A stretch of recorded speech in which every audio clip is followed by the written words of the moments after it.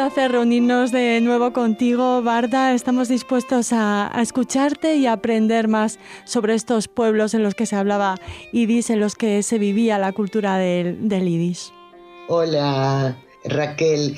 Hoy nos vamos a otra zona muy diferente de la que estuvimos hace 15 días. Se trata de Nagi Barat, actualmente conocida como Oradea. Es una ciudad que pertenece a Rumanía, está situada al oeste de este país, en Transilvania. Fue parte del territorio húngaro hasta el fin de la Primera Guerra Mundial y más tarde, entre los años 1940 y 1944, con el nombre Nagi Barat o Barat, y durante la ocupación alemana, los nazis la llamaron Grosswardein, denominación que también se utilizó en hebreo y en yiddish. Según la leyenda popular, los judíos ya residían allí en la 10ª centuria y en algunos documentos del siglo XV se los menciona. Sin embargo, las pruebas fehacientes de su presencia allí proceden de los comienzos del siglo XVIII. Ahí sí que tenemos documentos muy claros. Llegaron a la localidad procedentes de Moravia y de Bohemia, en la entonces Checoslovaquia, y también de Polonia, e inicialmente no se les permitió residir dentro del municipio de Nagi Barat, sino en una zona adyacente denominada Varalia. Pero desde el principio se les concedió el derecho a tener su propia comunidad autónoma y a decidir y dirimir asuntos internos judíos, pleitos comerciales y asuntos, digamos, de tipo civil o comercial. En 1722 aparecen en una lista censal únicamente 4 residentes judíos en la localidad. Sin embargo, en 1731 se fundó una Hebra Kadishá, una sociedad de enterramientos, lo que nos hace pensar que había más judíos. Lo que ocurre es que estas listas censales generalmente contaban a aquellas personas que pagaban impuestos a la hacienda pública.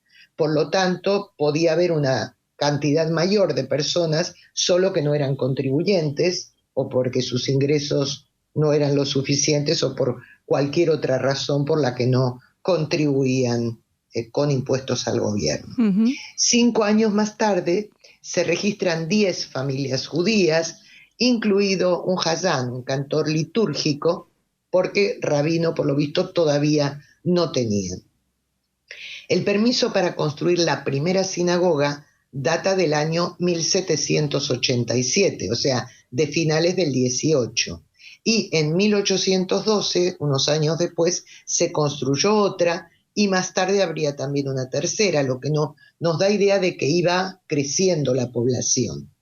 La ciudad en general y la comunidad judía en particular experimentaron un gran crecimiento en el número de habitantes y en las esferas económica, social y cultural a finales de ese siglo XVIII. Varda, ¿y seguían viviendo en esta zona anexa a Oradea o al pueblo principal, o ya se habían integrado y ya podían? En algún momento se les concedió precisamente en el siglo XVIII y principios del XIX, con estos aires de libertad que soplaron en algún momento en todos los países que estaban bajo dominio del Imperio Austrohúngaro y los sitios de alrededor, como han sido también Hungría, Rumanía. Eso en algún momento hizo que se concedieran derechos civiles y derechos de residencia a los judíos en todos los sitios bajo dominio del imperio. Entonces ya a esa altura sí que podían vivir en ciudades, en este caso en la propia Nagi Barat. De 104 judíos que en el año 1830 quedaron registrados como contribuyentes a la hacienda pública, pasaron a ser 1.610 años después. Es decir, esto es lo que te decía, que Los censos a lo mejor no eran por personas, sino que eran listas de contribuyentes. Por lo tanto, el crecimiento de la población no siempre era exactamente igual al crecimiento en el número de contribuyentes. Y en 1891 se registraban más de 10.000, lo que suponía algo más del 26% del total de los contribuyentes locales, es decir, que la población sería aún mayor.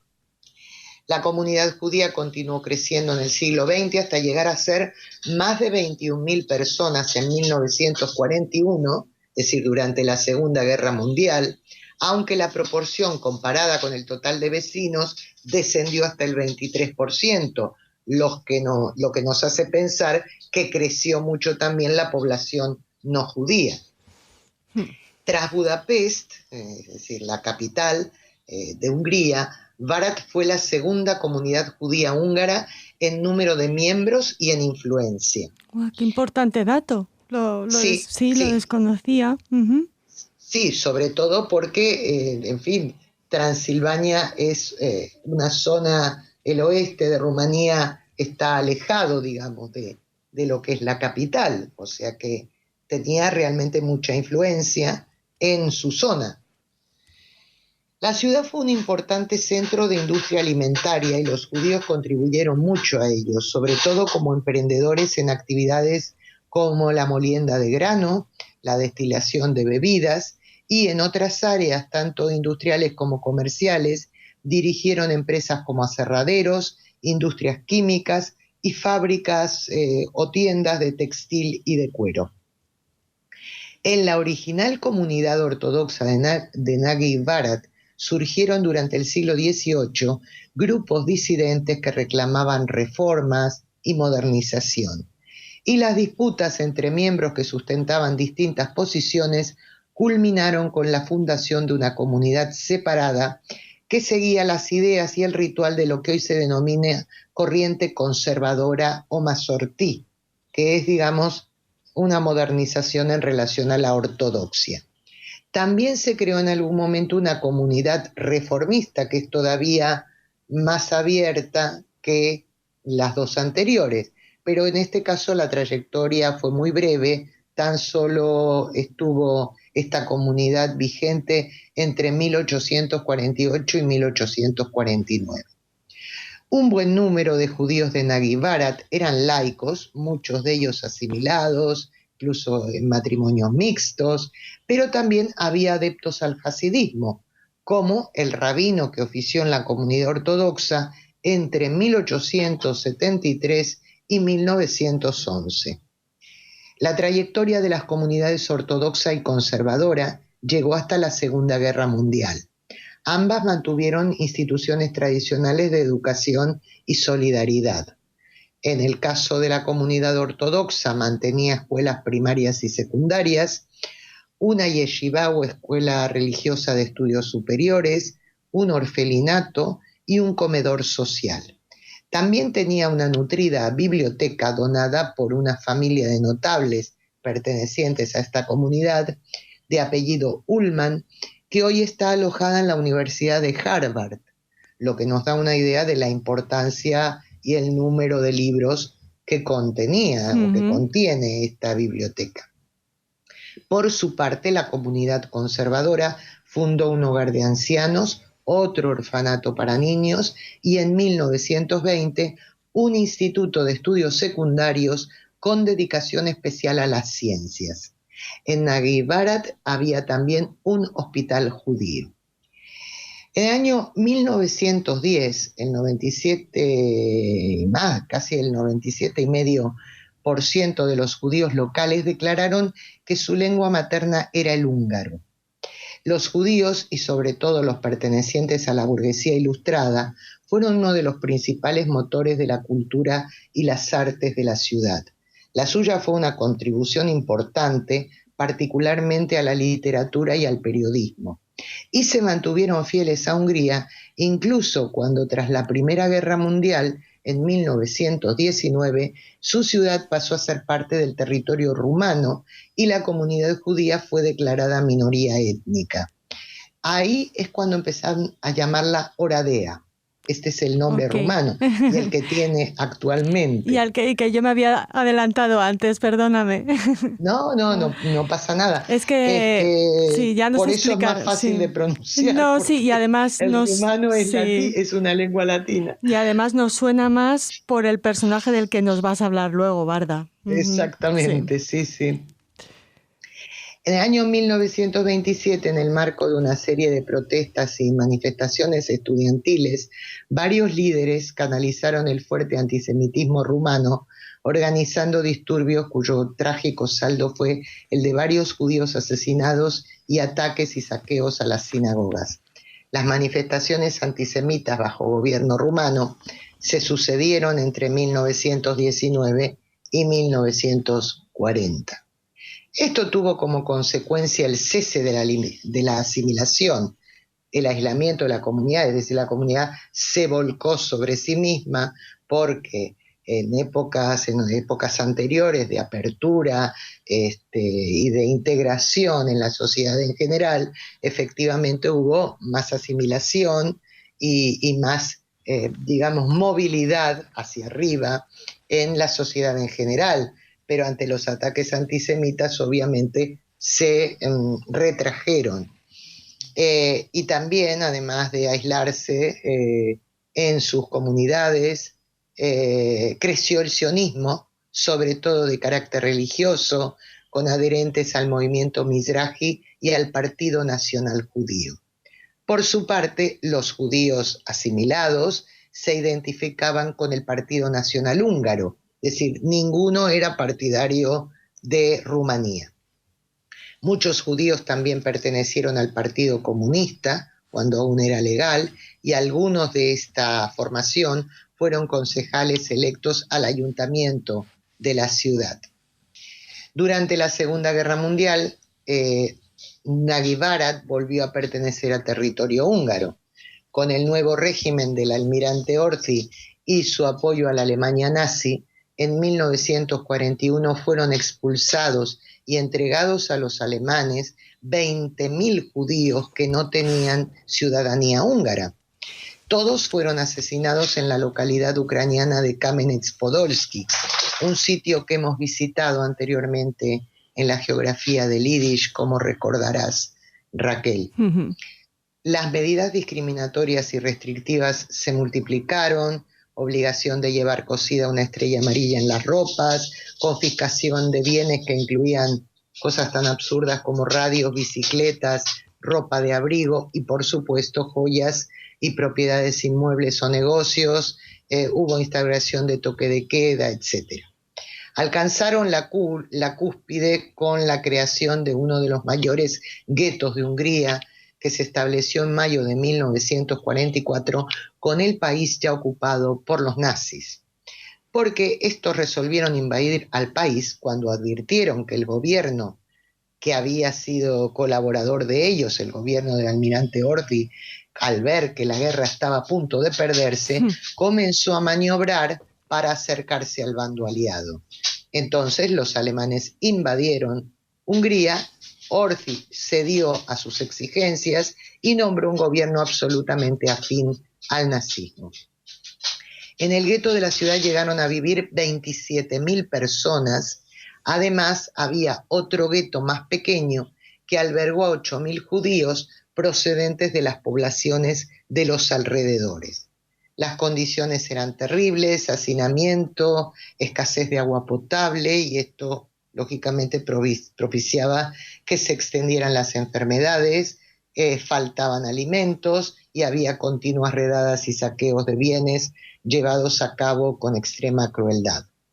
20 días después del establecimiento del gueto, comenzaron las deportaciones hacia Polonia. El destino de muchos de los judíos deportados fue Auschwitz, es decir, la muerte en las cámaras de gas y su posterior cremación.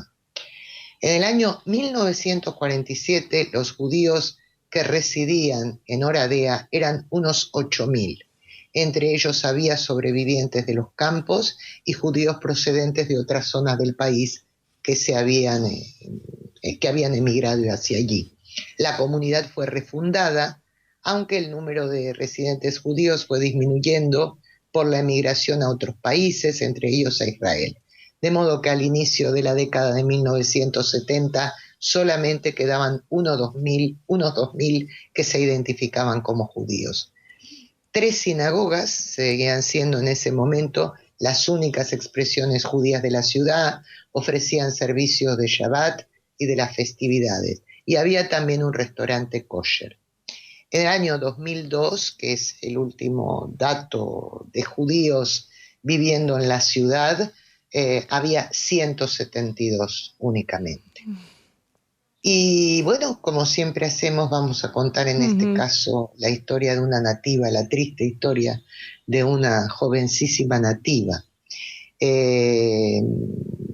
Porque, como dije antes, los judíos contribuyeron mucho al desarrollo cultural y científico de Naguib Barat y de Oradea, y serían varios los nombres de nativos a destacar, pero creo que este es el más significativo, y es un poco para rendirle un homenaje a Eva Heiman, la niña que el 13 de febrero de 1944, el día en que cumplió 13 años, comenzó a escribir un diario al que confió sus pensamientos, sus esperanzas y su terror ante la evolución de los acontecimientos propiciados por el gobierno húngaro colaboracionista y luego por la ocupación nazi.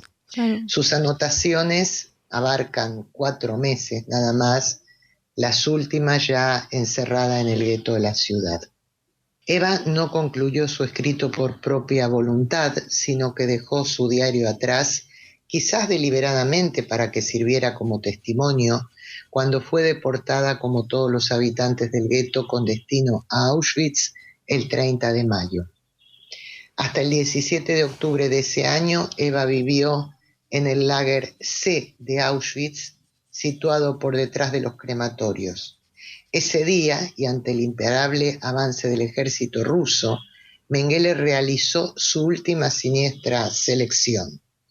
Él mismo se puso a buscar víctimas en el campo y entre ellas encontró a Eva, a la sazón en la enfermería, protegida por una enfermera que se había compadecido de ella. La niña estaba enferma de sarna y sus piernas estaban llenas de llagas. Mengele espetó con rabia, según relataron testigos que sobrevivieron: «Encima eres sarnosa, rana judía. Vamos, rápido al camión». Él mismo empujó, siempre según estos testigos, a Eva al interior de uno de los camiones amarillos en los que mandaba las víctimas que alimentarían el crematorio. Eva había tenido un destino, había temido ese destino que ella llamaba ser deportada a Polonia y morir allí tras la deportación de una de sus mejores amigas junto a su familia. Eva Heiman es la niña que dejó escrito: «Mi pequeño diario, tú eres el ser más feliz porque no puedes sentir y no sabes qué desgracia nos ha caído encima. Es que han entrado los alemanes. Yo no quiero morir. Apenas he vivido». Perdona, pero me emociona mucho el recuerdo de esta chiquilla, vamos. Sí, a todos los que hemos tenido la suerte de leer su diario, del que hablamos hace muy poquito aquí en Radio Sefarat, así que nos alegra, Varda, que hayas elegido al bar de Eva Heiman para recordarla de nuevo y honrar su memoria y de la de todos los habitantes de este pueblo que murieron asesinados a manos de los nazis. No sé si quieres añadir algo más o convocamos a nuestros oyentes para el próximo programa. Paseando por la geografía del Yiddish, como siempre, dentro de 2 semanas. Hasta entonces, muchas gracias. Gracias a ti, Raquel.